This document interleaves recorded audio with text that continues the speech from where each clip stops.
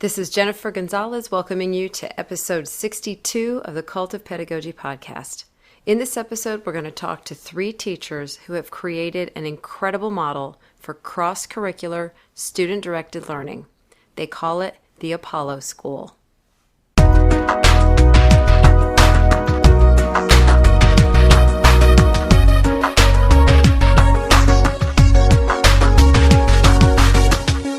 I feel like we've reached a point where most teachers embrace the idea of student-directed learning, the philosophy of being the guide on the side rather than the sage on the stage. We can also appreciate the value of cross-curricular studies, blending math and science, for example, or integrating arts and music into history class. So why are so many teachers still basically using the old model, where we plan and deliver the lessons in separate subjects in lockstep using the same traditional schedule as always? Two reasons, I think. One, because it works, more or less.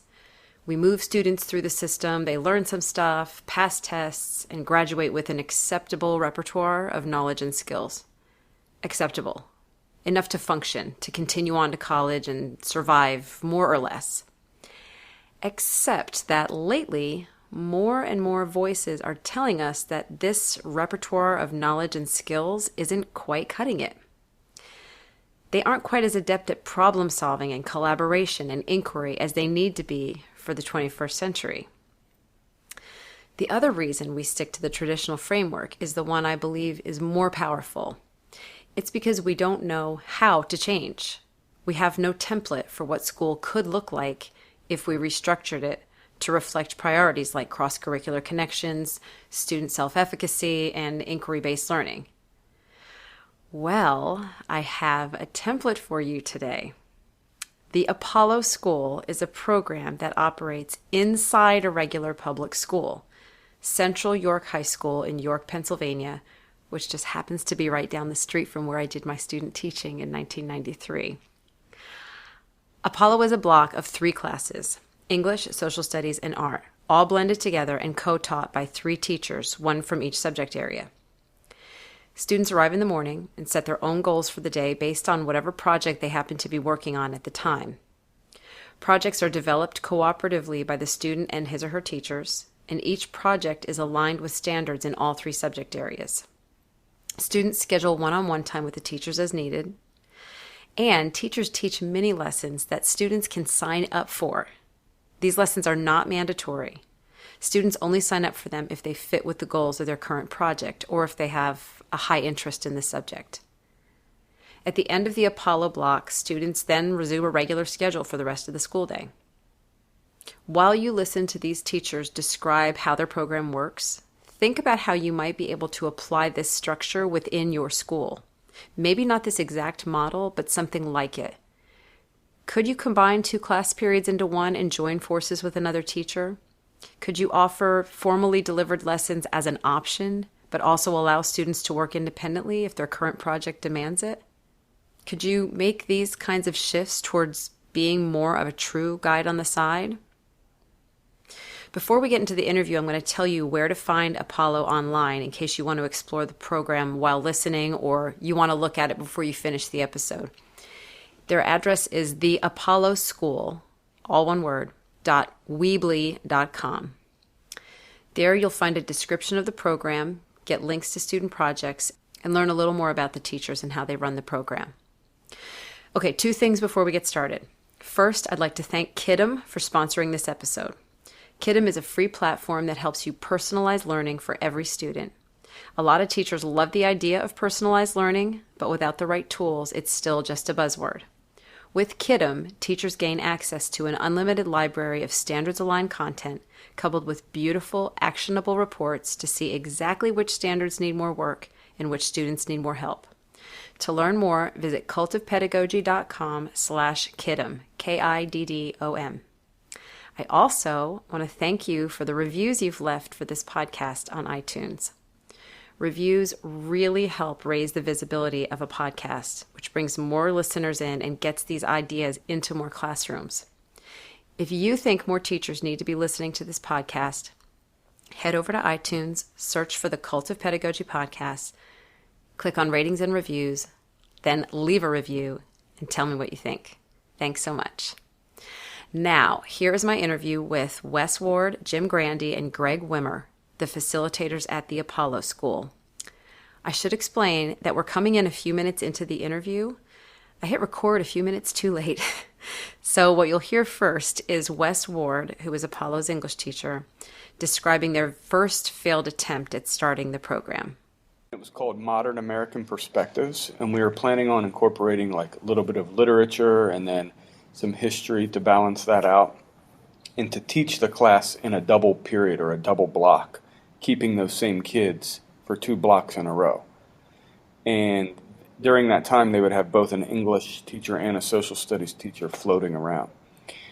The principal gave the go-ahead. We included it in the course selection guide, and then like 5 or 6 students showed interest in it, so it never ran.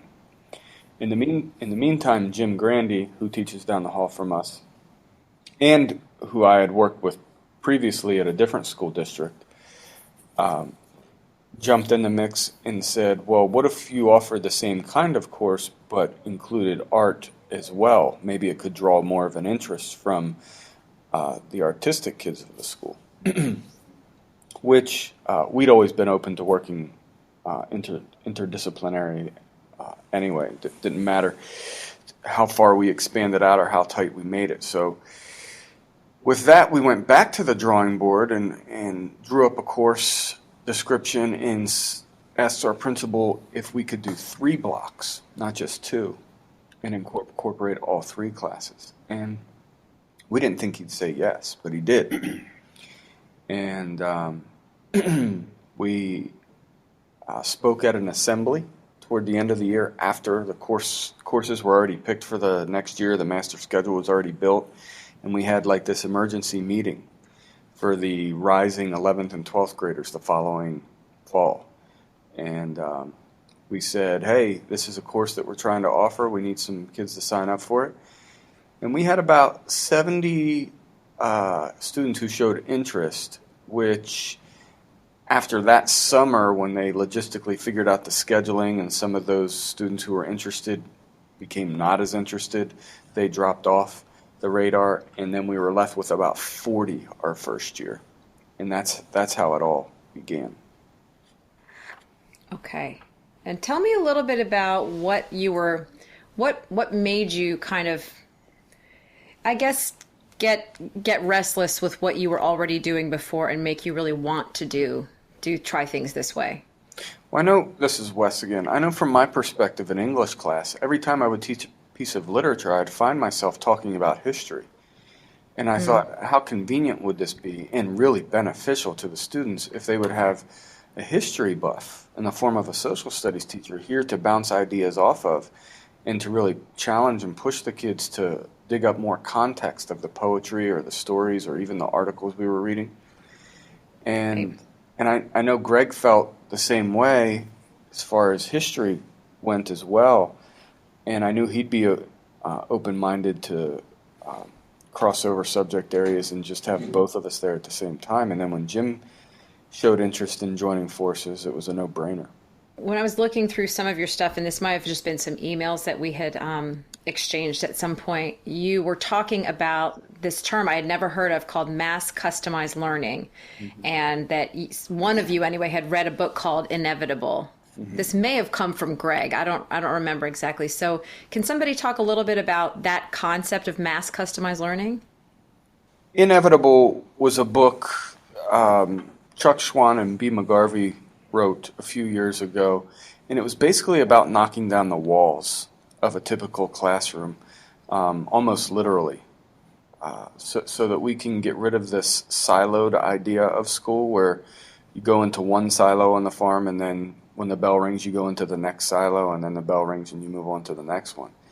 And to carry out that metaphor a bit further, like, why can't we just coexist on the same farm together and learn and share among each other without having to segment ourselves up from the rest of the population? And so I wouldn't say their book really changed our mindset, but it kind of affirmed what we were already thinking that we wanted to do. as we grew bored and tired of, an educational system that's over 100 years old that was designed for a purpose back then, but that purpose isn't necessarily the only purpose now. Right. And so it became kind of like our motivator to push this as far as we could. And luckily, our superintendent was a big proponent of the book, and he actually had his administrators read that book before we saw it. And then the summer before we ran the pilot program of the course, we actually went to a conference in Western PA, Bedford, PA, where B. McGarvey was a keynote speaker, and we got to meet her and talk to her about our ideas and what this Apollo program was going to look like. This was before it ever even began. So the idea behind mass customized learning isn't just, project-based, joining forces with other teachers in your building to do whatever you want. Mass customized learning means, to use another metaphor, like when you go to the doctor, if all four of us went to the doctor right now and we each had different ailments, the doctor wouldn't stand up and give all of us the same prescription, the same dosage, the same way at the same time. He would treat us differently because we needed different things. And that's kind of the idea behind mass customized learning is why do we still have teachers writing a single lesson plan and standing up in front of an entire class and giving all of the students the same information at the same time in the same way when they all have different needs and different interests? So with that, we decided that our thread of customized learning or mass customized learning would be to give students more of a choice and more of a voice in what they were doing. But we also maintain traditional teaching here at our high school as well, outside of the Apollo program. There's teachers who prefer to teach in a traditional way, and there's also students who prefer to learn in that traditional way as well. We have some courses that run in a hybrid format where they may meet with the teacher for a little bit, but then be working independently or working in groups, and then they're meeting back with the teacher again. We have online courses where students check in once a week with their teacher, but the rest of the work is done online. So mass customized learning isn't necessarily Apollo. Apollo is one spoke of that wheel. Oh, I got it. So the whole school is actually running on mass customized learning, and you are one of the options. Yeah, our whole district has subscribed to that philosophy from B. McGarvey and Chuck Schwann's book. We just happened to have this idea at the perfect time and place and got to go ahead to run with it because the district was confident that it could fit into this bigger model. Got it. Okay. So that's actually an interesting piece of this. Just so you know, right as Wes started talking was when I'm using this new software and I realized I had never hit record. So I missed a little bit of that logistical stuff at the beginning, which is actually okay because I can just sort of summarize it in my intro. But I think it would be a good idea for us to introduce you guys one more time. The person I was talking to was Wes Ward. And Wes, tell us one more time what you actually teach in this program. I'm Wes Ward, and I teach the English component of Apollo. And then we've got Greg Wimmer. Hi, I'm Greg. I teach the social studies piece of the Apollo program. Okay. And then Jim Grandi. Hello, I'm Jim, and I teach the art component of the Apollo program. Fantastic. And I'll summarize some of the other stuff that we talked about in my intro so we don't have to re-record that. Sorry. So you said that there are not any special qualifications for getting into this, that a student basically just signs up for it and that's it. There's really no requirement. Obviously, we like to speak with the kids before they sign up just to give them an idea exactly what they're getting into because it is a commitment of sorts. And once you're in it, it's tough to get out of that in the thick of it. But we have students that have IEPs, 504 plans. We have gifted students. We also have students from all backgrounds, athletics, non-athletic, from AP kids to kids that have never even taken an honors level course, let alone an AP course.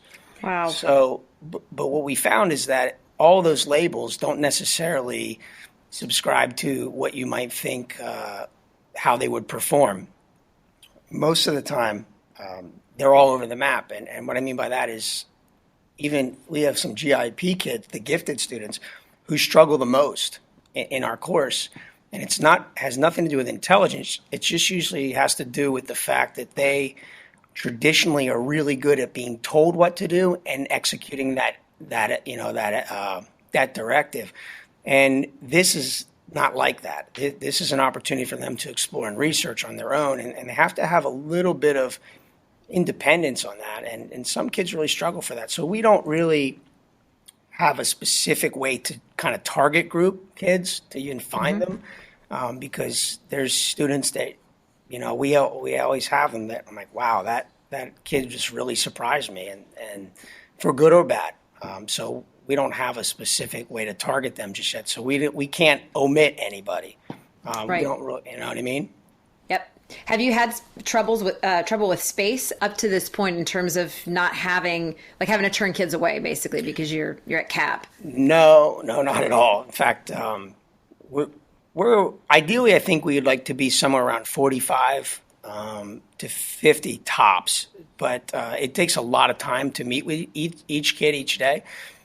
So anything more than that would be a lot. I think that when you think of the traditional setting, and we all have colleagues that have students that might have 25 to 30, even sometimes 32 kids in a class, or students in a class, they don't understand how three of us can share 40 kids for 3 periods. But in reality, the amount of one-on-one time that we provide these students and the time it takes for them to build their projects and then, execute them, it just takes a lot. So we're advertising to get students involved, but it's not like we're kind of putting a big net out to catch as many as possible. We want to catch the right students who the program's right for, not necessarily in quantity. It's more quality.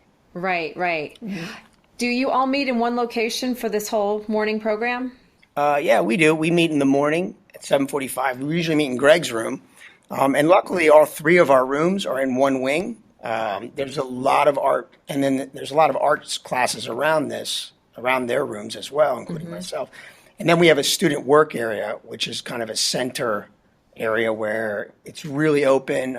We have some furniture in there where it promotes collaboration and or isolated work, depending on what the student needs at the time. So space isn't really an issue. We have one big kind of art room, which is more like a maker space for students who need that. We have more, we usually use Greg's room for more of kind of maybe small group meetings where are private, and Wes's room is kind of near the end, and it's usually used for more of a quiet space for students who might be really, really needing just total isolation to either read or something like that. Right. Okay. So let's talk a little bit about what's actually required of these students in this semester in terms of what do they have to get accomplished over the course of that semester? Go ahead, Greg. So when you break down Apollo, it actually turns out to be 6 grades in the grade book for each of us. And I'll talk specifically about the projects right now. Over the course of the semester, students build 4 independent projects, and those projects are connected to a set of themes that we developed. The 11th grade themes revolve around an American element, and the seniors, the 12th graders, revolve around what we call self in the modern world, kind of a introspection before they graduate and leave something that they've been accustomed to now for 12 or 13 years. And so those projects, the requirement within the projects is that they include an element of art, English, and social studies. And there's a lot of liberty that comes with that. If we're talking about an American element, it can be anything from fashion in the 1920s to a culinary piece from the 1940s between Japan and America. And so so the students can kind of run in whatever direction they want within some pretty loose bumpers. And so if you drill down each project then a little bit more, you're going to see that the students are going to tie each of their projects into thinking skills. And we use 4 thinking skills that guide their work: reasoning, perspective, contextualization, and synthesis. And so they have to determine how they're going to process the information within each of our areas. That sounds like a really big thing for a student to kind of sit back and analyze their thinking process. But that's one of like the hallmarks of Apollo, is how can we get students to think about how they're processing information along the way and not just creating another product. Because I think in the past, students associate projects with products, and it gets mixed up along the way. And so the projects go from there and ask students to also infuse some soft skills. And we had originally started off with 8 soft skills that ranged in anything from empathy to leadership and time management. But we soon realized that the 2 soft skills that students really needed to work on was time management and communication. And so I'll get into those, or someone will get into those in a little bit. But the projects themselves were really a way for students to understand that each of our subject areas don't work in an individual silo, that how we look at history can also include elements of design or literature or whatever they're investigating, haiku or romanticism. So it's really an opportunity for students to escape kind of that prescribed social studies path, English path, and art path. Students also, I'll go on with the projects just a little bit more. Students are also then required to link each of their projects to state and national standards.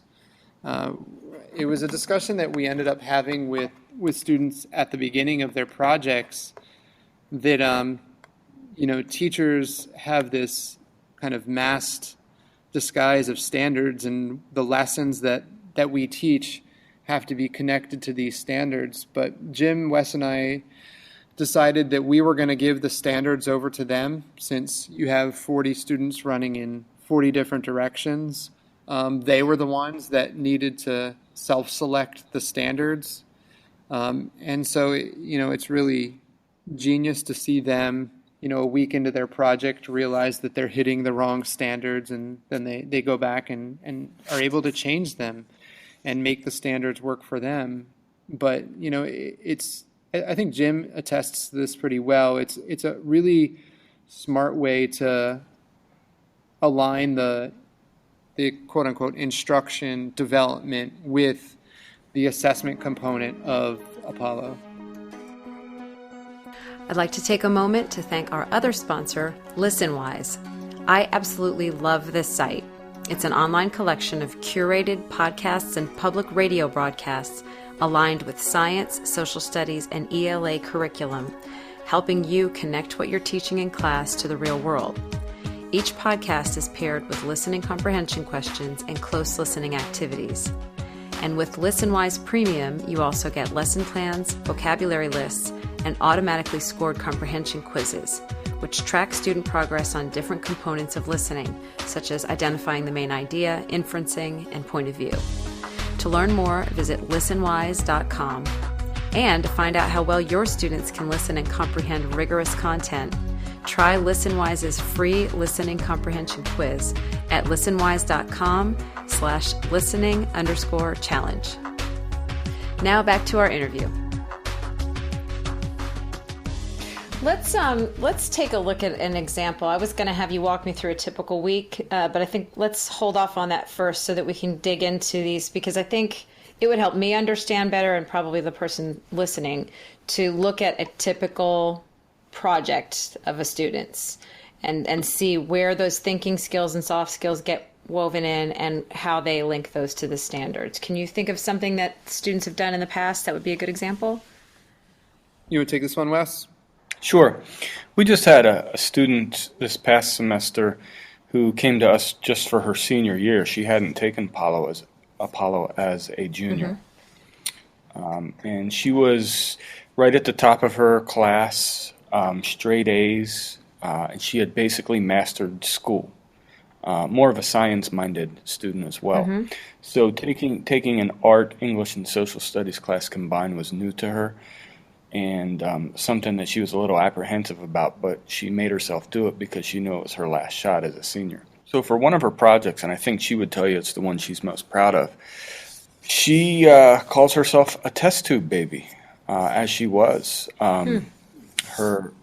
She was born as a twin. She has a twin brother here at the school as well, and a test tube was used for fertilization purposes, and it's something that's always fascinated her about herself, but she's never really had the curriculum available to explore that in her biology classes. So she decided to select that as her topic and try to weave in art, English, and social studies somehow. So the first thing she did was she researched the heck out of in vitro fertilization and test tube babies and developed this digital mind map through probably a website that Greg steered her towards. And just every time you turned around, another button was clicked to open up a passageway to more information, and then you would click a link there, which opened up into more. And it was just an exhaustive display of research in the world of science and fertilization in general. So she did that for Greg, and for art, she decided to do a painting, except instead of using brushes, she actually used test tubes. So that was her utensil, and so she would dip that into the paint, and she painted an abstract piece using that. In the meantime, she had reached out into the community and had talked to a fertilization specialist. Guys, if there's a better word for or a title for that lady, let me know, but I believe that's how she referred to her. But yeah, she went to a clinic in downtown York and talked to them, and weeks later, after the project had come to fruition and they found out about her painting, I think there's been talks of her taking the painting there to hang up in their lobby. Oh, wow. It's still on display here, so that hasn't happened yet, but I know that's part of her plan.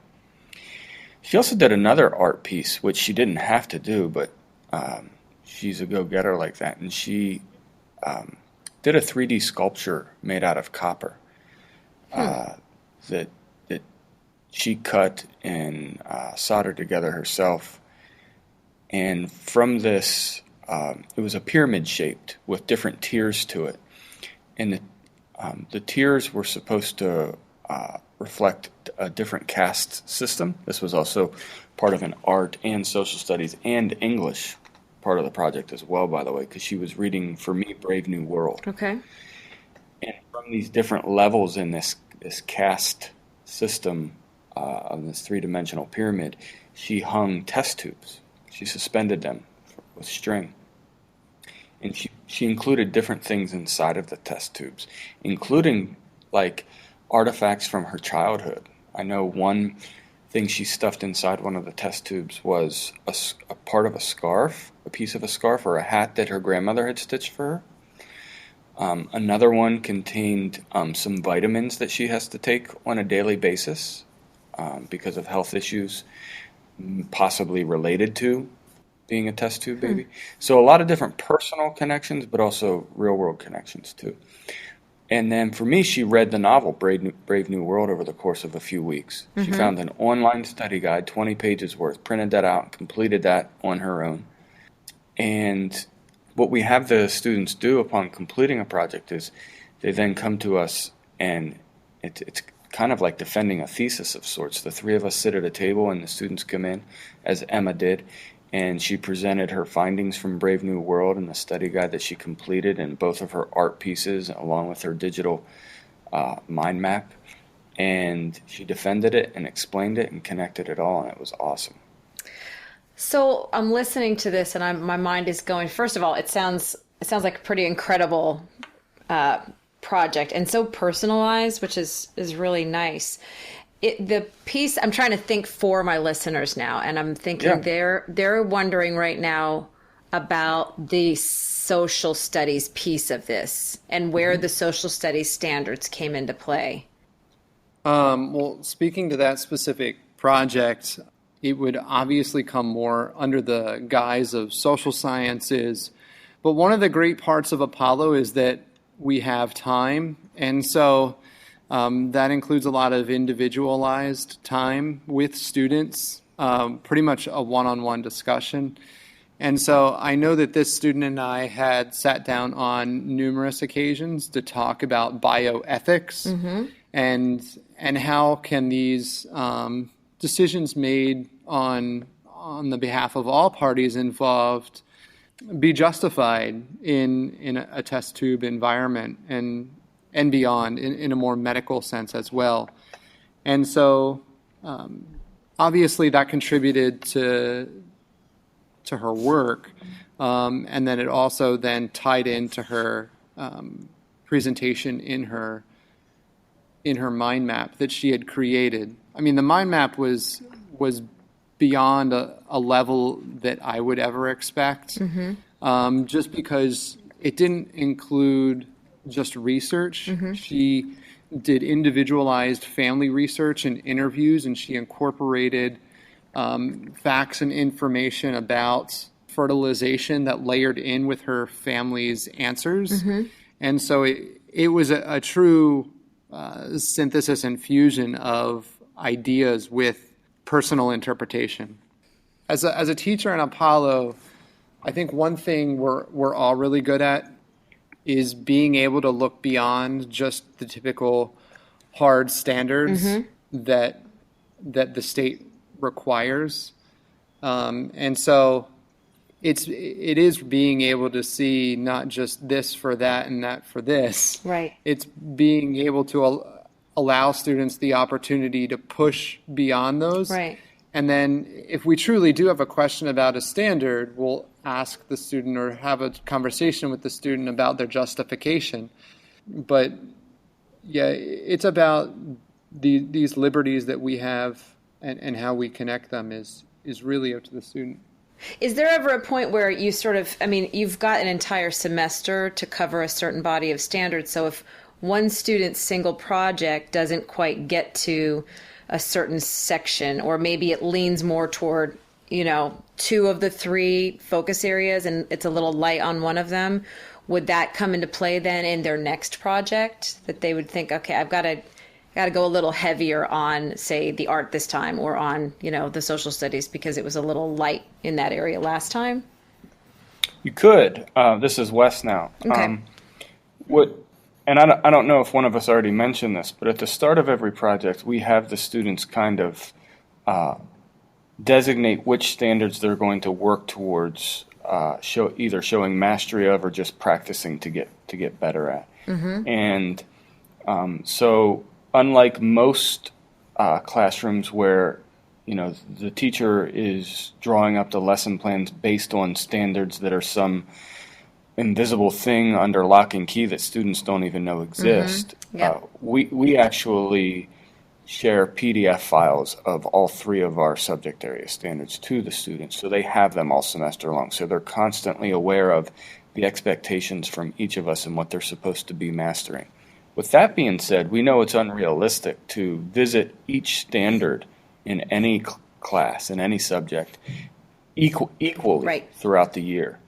Somebody once did an inventory of Pennsylvania's Department of Ed standards, K through 12, and came up with a number like 23 years it would take an average student to devote an equal amount of time to, and we're given 13. Right. So we basically need double the time. So what we encourage the kids to do is not ignore certain standards, but to take a look at the standards and look at the ones that challenge them the most, ones that they know they've either missed or just had never been exposed to before, whether they struggle with them or they're just brand new, and we encourage them to focus on those standards. And back to what your question asked, then yes, once you've shown us that you can include figurative language in a narrative piece or identify the main idea in a work of nonfiction, well, how about we just put that to the side for the next project and try something else that challenges you a bit more. Got it. With the reason I'm getting so nitty gritty about the standards is I'm trying to think about what the naysayers are going to be responding with in their heads. I'm thinking if I'm a social studies teacher, probably in particular with social studies, there's a list of things that I need to tick off my box throughout the year to make sure I cover. And so to try to shift that person's thinking to even open up to a possibility of a program like this, there's got to be some, I guess, reassurance that those things will still be addressed. It's just that maybe not perfectly equally, but they will all be touched on and practiced and addressed. And the fact that you're giving the students ownership of that, it's really taking it to a completely different level because they have a better understanding of why they're doing things and they've got more accountability with themselves. Another thing that's probably important to mention, Jen, is that when the students arrive on a daily basis and we have that family meeting in the morning, that's the time where we advertise what mini lessons we're teaching that day. So it's entirely possible that Greg would be teaching, a lesson about this particular conflict or this issue in current events or even something from the 19th century. So there are still traditional looking lessons, but they're optional. It's kind of like going to an education conference and having that smorgasbord of possibilities to choose from. And so Mr. Grandi might be offering an art lesson at the same time that I'm offering, something in English, and the students get to pick and choose which one is more beneficial to them in their project at that point in time. Knowing that we can turn around and offer the same lesson the next day and they can switch and go to the other one if need be. So that's okay. I want to get into that because I forgot all about the mini lessons and I want to do like a typical day. So I'm going to just wrap up the whole piece of sort of the curriculum and how you're assessing everything. And then we'll just start walking through. When you actually do these sort of assessments, this is that sort of like defense of the project where they're sitting down and that's how they're going to get their grade is sitting down and doing kind of a conference with you guys. And this is when you kind of go through and make sure, and they'd explain to you how they met the standards. And is that also when you go through the thinking skills and the soft skills? Well, they would have identified those earlier in the project. So they're given pretty much a blank slate of a rubric. Okay. And then they identify which thinking skills they're focusing on. And as Greg mentioned, last year we had 8 soft skills to choose from, but this year we kind of assigned these 2. Communication and time management. So that's always part of the rubric as well.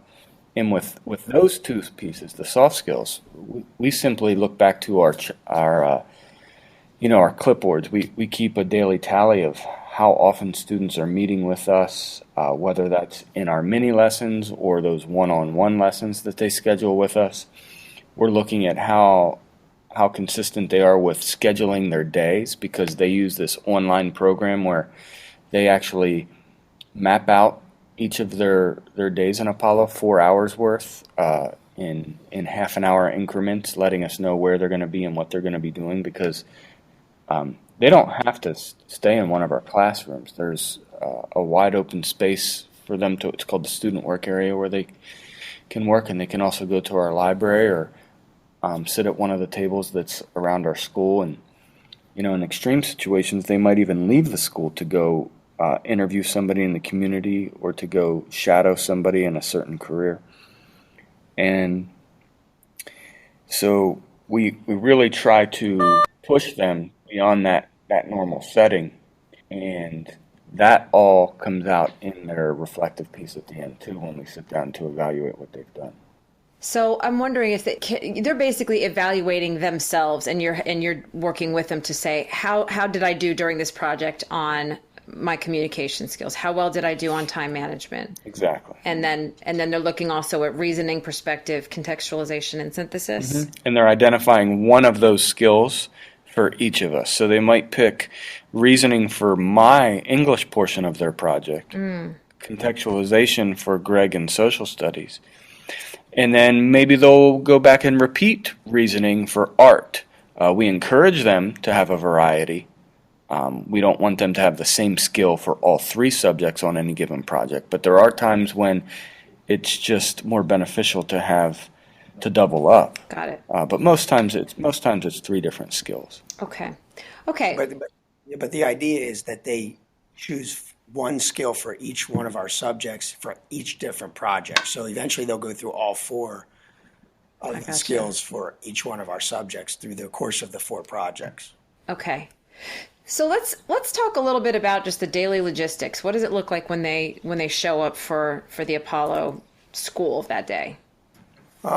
Basically, around 7:45, we kind of corral them together into Greg's room, and we call that family time, where that meeting can last anywhere from 5 to 10 minutes, just like a little bit of housekeeping things we might have to take care of, to we've had full-on 1 hour to 2 hour discussions where they're really generating the conversation and driving the topic about their own education.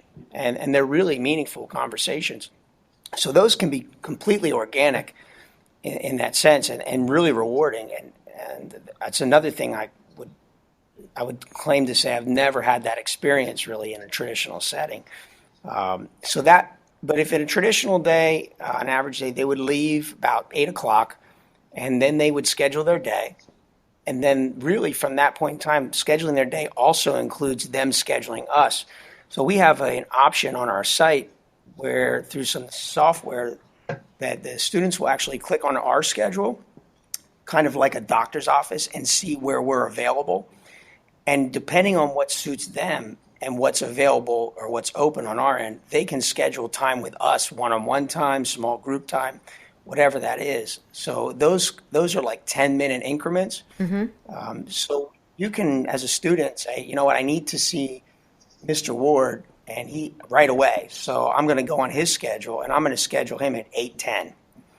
And I don't need to speak to Mr. Wimmer at all today, or if I do, I'm going to speak to him later. And maybe Mr. Grandi, I'll speak to him around 11. So they really plan their day fully, and they're not, which is different because they're not waiting for us. We're kind of there for them. And I think that's one of the things that they really appreciate. A lot of the times when you're doing these really in-depth projects where sometimes they just don't know where they're going, they're kind of stuck. And if we're having conversations with students, they don't want to interrupt. And so they kind of sit around and wait. And we've all had that. And that waiting time is just a killer. It just kills momentum. This way they know, like, okay, I have a 10 o'clock appointment so I can work on all these other things. And at 10 o'clock, I know I definitely get to see Mr. Wimmer at that time. And I'll get my question answered. So we've tried to kind of implement these systems in place that, they can kind of be as productive as possible in that day.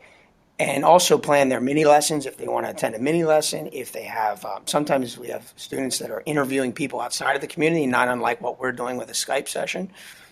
So they have to plan all that, and that really comes back to their time management piece at the end. And they'll share that with us, and along with our data about how many times they schedule us. That's when we really talk to them about whether their time management actually, improved their project, or maybe it kind of held it back from being totally successful. And these mini lessons that you all offer, this is probably the piece that most resembles traditional teaching. You're just straight up delivering a lesson on some aspect of your content? Yes, but here's where it might not be traditional. Not only the fact that it's not it's optional. They can choose not to attend if it's not relevant to their project. But we also let it open for them to actually request mini lessons on topics that we wouldn't necessarily generate. Wow. Imagine that, students requesting that you teach about something. So they might say, can you teach us about, art? I had one, can you teach us a lesson about Frida Kahlo and women painters or artists that were inspired by her? I said, yeah, just give me 2 or 3 days to put that together and then I'll have that lesson for you. So it's really about customizing and personalizing the learning for them. And that's why it makes it such a unique program. Yeah. Do you ever have students teach the mini lessons? Yeah, actually, we started to do that. Greg, actually, you could talk about that. The skill swap we started to do as well. Yeah, so one of the things we really value is that every student usually has something that they can add to the group. And so we have some students that are extremely good at technology, some who are good at building an online presence. And so we thought, why not have those students share their abilities and talents with one another? And so we built this idea of the skill swap that you hear in more like grown-up settings, but this was an opportunity. And so we had one of our students share, she has an Etsy store, and so she talked about how she built her Etsy store and how she branded herself on social media. And so it was a really unique perspective that a student would be sharing her personal business with everyone else. But it reinforced some of the soft skills that we work on. Obviously, communication is big, and this student had developed into a young lady who was extremely comfortable at putting herself out there. And so, anytime that we can celebrate the abilities of our students and have them share that with each other was, or we saw as something that could be valuable. That's fantastic. When you got this started, looking back over the time that you've done this program, what can you see as mistakes that you made, and what lessons have you learned since getting it started? I think we overestimated the amount of work students were able to do. They'd done school a certain way for most of their lives, and then we spring upon them with this project-based idea in which we're also incorporating these mini lessons and these one-on-one meetings, and we want them to focus on soft skills that they really hadn't directly been taught or expected to do perhaps since like early elementary years. And then on top of that, we have these assessments where they would take basically quizzes in each of our content areas. And we based those quizzes not just on our content, but on thinking skills. And during the pilot program, that first year, each of us was assigning 8 of those assessments, 1 per 8 of our thinking skills. And so for one marking period, that's 1/2 of the semester, students were having to complete 24 assessments on top of 2 projects that lasted about 3.5 to 4 weeks each. And the students were exhausted, and many of them, whether it was by choice or necessity, waited until the last week or so to try to complete all of these assessments. And as you can imagine, they weren't as successful as they wanted to be, and we owned a lot of that ourselves. We took that as our own fault. But one of the aspects of the course that we really wanted to drive home to them was the opportunity to redo. In life, we're able to redo a lot of the tests that we're put through or that we are given. But in school, it's like this once and done opportunity. Mm-hmm. So we wanted to reinforce that through their projects and assessments, that if they didn't do as well as they wanted to the first time, they could always rework it or redo it and submit it again for review. But we kind of sacrificed that when we had so many assignments for them to complete in such a short amount of time because, again, we underestimated what they were capable of. So this year, we cut it back for the second time around. We cut it back instead of 8 thinking skills with 8 assessments for each of us. We did 4.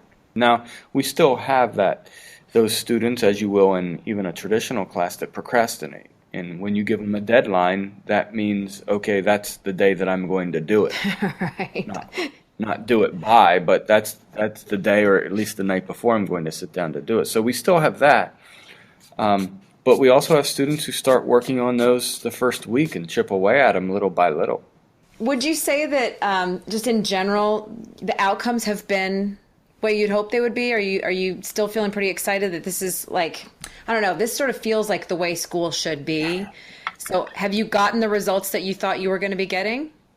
I'll say personally, the relationship piece is really amazing. I mean, not only do I feel, I think working with two other people that you can appreciate their input, which a lot of times, we vote on specific things as a democracy, and when there's three people, you don't always win, and I think that's one of the things that I've learned. Maybe my idea is not the best idea. It might, to me in my classroom, maybe it is, but when you're really working with a group, it's really pushed me in that sense as an educator. But I think outside of the relationships with the learners is really where it's grown. I mean, we've had some of these young adults have come up to us and just, flattered us and with praise that I can't even tell you, things I've never even thought that I would hear, things about how they would be scared to death to come to school on Sunday night from anxiety, and how they love coming to school now. And they never have had conversations with adults or their teachers before, more than just, like, here's your homework, here's your test. And, we have real conversations with these people. I mean, these are people. And I think that those types of relationships that you build are amazing. I think that the projects, I tell people all the time, I try my hardest when I'm teaching traditional classes to plan really interesting lessons and projects for the kids to do. But I can't plan these projects. I could never plan a bioethics project for the whole class. I could never plan, so I couldn't even hit all the standards that I wanted to hit. This way, I track all the standards that the kids hit. And as a class, they hit more standards as a class than I would ever have them hit if I was directing every single lesson. Right. And I think that what I've learned from all this is kind of the let go of some of the things that we were, kind of geared and taught to do as educators going through teacher school. And so, it's a really great feeling. I think and I think it can get better. I don't know how. I'm sure there's more, but more people affecting more lives in a positive way. I think we're all looking for that. So. I have one more question, actually, for Wes, because my background is in English language arts, and one of our biggest problems, right, is paper load and grading and giving students feedback on their writing. And I'm curious how that has changed for you with the Apollo program. Is it a little bit less of a workload? It's less as far as quantity goes, but it doesn't seem like it takes me any less time. For example, I had a student, or we had a student, who was doing a project that was based around this armor, this body armor from like the 13th or 14th century, this medieval armor. And I'm probably even mislabeling that, Greg, but he wrote a poem that coincided with this armor, because through talking with him, and Jim just touched upon how we have the great fortune of sitting down with these kids, sometimes for 20 minutes one-on-one at a time, and really picking their brain about their project. And I really wanted to push this student who had this fascination with body armor about why he was exploring this topic. Nobody had assigned this to him, why he was doing this. And it came out that, when he was younger, a few years ago, he lost his mom in a car accident. And ever since then, he's worn this hat that she had given him, and he even has permission to wear that hat around school. And in a sense, that's his armor. And so he was writing a poem about this hat and really how it's protecting whatever is left of his childhood, because he feels like those years were taken from him. And so he wrote this poem, and it was good. But there were some things I needed to show him with some figurative language and some different sound devices he could incorporate it to make it sound more poetic.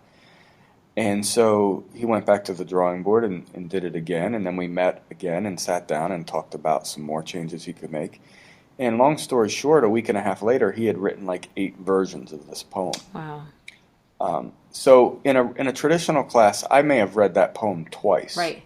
Before a final draft. But with this, I really had the opportunity to sit down and work with him.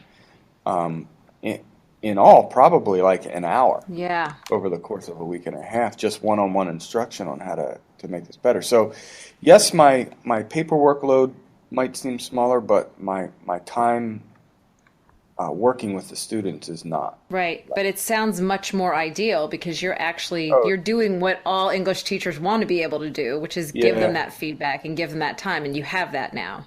Yeah, exactly. Well, I'm just so excited to share this with teachers. I think I do feel that we've sort of just gotten to the very surface of it. So I'm going to probably get in touch with you to see if maybe I can get some documents, maybe get a look at the rubric that you use, and maybe link to a couple of student projects that people could see. All right. We do have that Weebly site will showcase some of those projects that we mentioned earlier. Yes. Let's give people the URL for that. That is theapolloschool.weebly.com. Good deal. And I'll make sure that I provide a link to that also on the website. Well, thank you so much for giving me all this time at the end of a long school day. I appreciate it so much. Yeah, no problem. Thank you, Joe. I'd like to thank Wes and Greg and Jim for giving me their time and sharing their program with us. For links to all the resources mentioned in this episode, visit cultopedagogy.com/pod and click on episode 62. To get weekly updates on all my newest blog posts, podcast episodes, and products, sign up for my mailing list at cultopedagogy.com/subscribe. Thanks so much for listening and have a great day.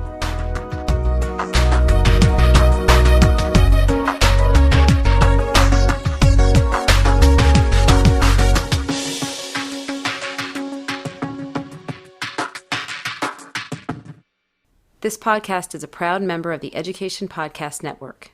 Podcasts for educators, podcasts by educators. To learn more, visit edupodcastnetwork.com.